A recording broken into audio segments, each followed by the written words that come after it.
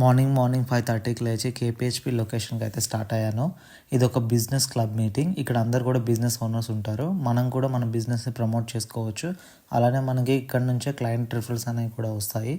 Monthly twice on every Wednesdays KPHB లొకేషన్లో PNR మాల్లో meeting అయితే జరుగుతుందండి.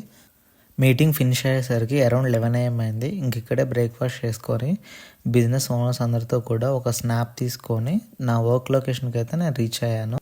కరెంట్లీ గాజుల రామారం లొకేషన్లో సెమీ గేటెడ్ ప్రాజెక్ట్ అయితే స్టార్ట్ చేశామండి. టోటల్ 45 ఫ్లాట్స్ రెడీ చేస్తున్నాము.